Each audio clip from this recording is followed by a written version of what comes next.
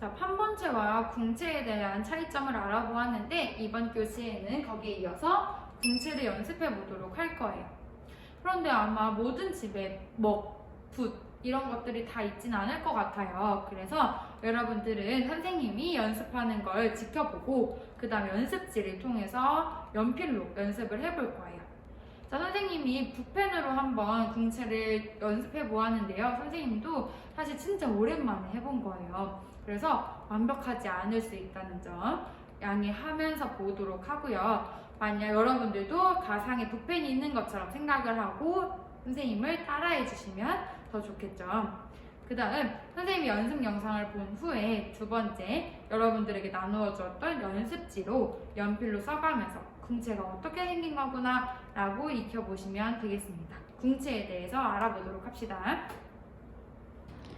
자, 그럼 선생님과 궁체 쓰는 법을 알아보도록 할 텐데요. 궁체는 판본체와 다르게 가장 큰 차이점이 획의 굵기가 차이가 있습니다. 두꺼운 데도 있고요, 얇은 데도 있어요.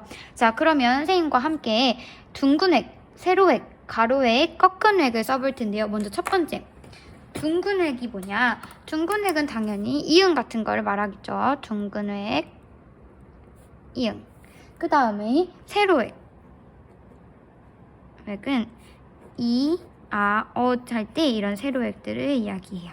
그 다음에 가로획은 으, 오, 우 할 때 이런 가로획들을 이야기합니다.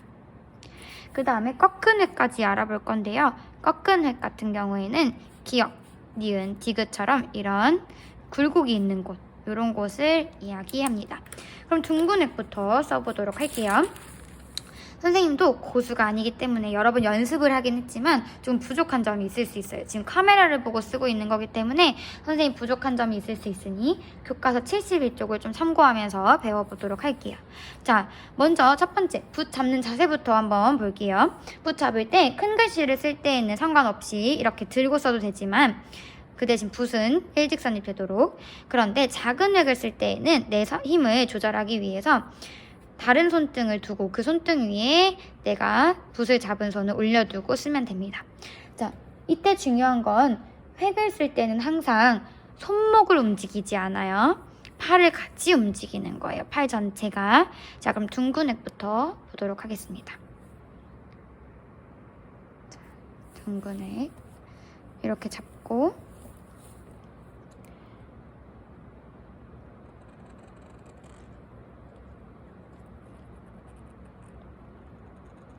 이렇게 둥근 획 같은 경우에는 비슷한 굵기로 쓰면 되고요. 이렇게 뾰족한 몽우리 지거나 이런 식으로 안 써도 됩니다. 비슷한 굵기로 씁니다. 그리고 이응을 할 때에는 손가락이나 손목을 돌리지 않고 팔 전체를 써서 움직이는 게 중요해요. 한 번 더.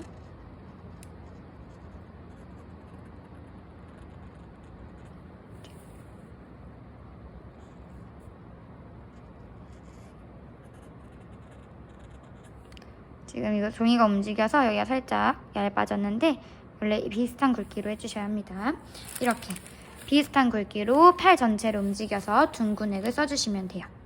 세로획 같은 경우에는 이런 시작 부분이 더 두껍고 끝으로 갈수록 얇아져야 돼요. 그렇기 때문에 꾹 눌러 썼다가 살짝 들어 올리면서 끝내주시면 됩니다.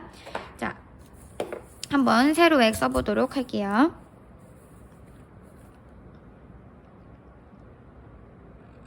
쭉 내려와서 얇게, 쭉 내려와서 얇게, 쭉 내려와서 얇게, 얇게,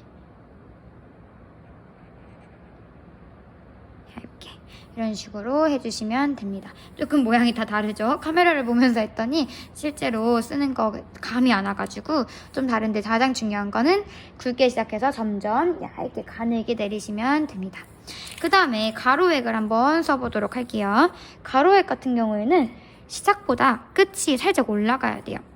무슨 말이냐 하면 시작보다 오른쪽이 위로 올라가게끔 이런 식으로 살짝 올라가게끔 해야 되고, 여기는 중간이 가늘어야 합니다. 중간 부분이 가늘어야 해요. 중간 부분이 가늘어야 해요. 한번 해보도록 할게요. 떨립니다, 선생님도. 두껍게 시작해서 중간 가늘게 이렇게 두껍게 시작해서 중간 가늘게 이렇게. 근데 오른쪽이 살짝 올라가야 되는데 지금 일직선으로 썼네요. 한 번 더.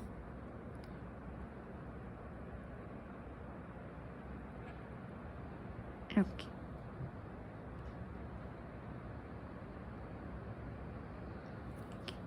이 가로 해석이 조금 어렵네요. 다시 한번 해볼게요. 연습하면 할수록 느는 겁니다.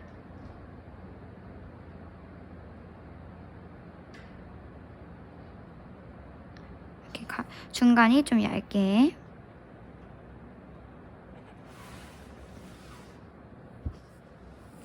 자, 그 다음에 선생님이 중간획이 조금 얇게 해야 된다는 것과 가로획이 살짝 오른쪽으로 올라가야 된다는 것까지 연습해봤고요. 진짜 마지막, 선생님에게 마지막의 기회를 줄게요.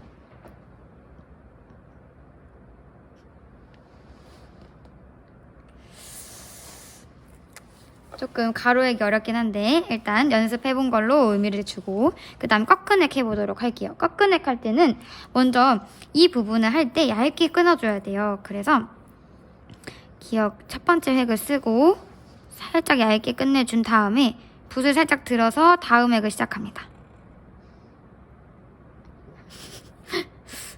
니은 한번 해볼게요. 여기도 마찬가지. 굵게 시작해 얇게 한 다음에 꺾을 때 살짝 들어서 방향을 바꿔주고. 생각보다 어렵습니다. 갑자기 다반 선생님이 튀어나오셨습니다.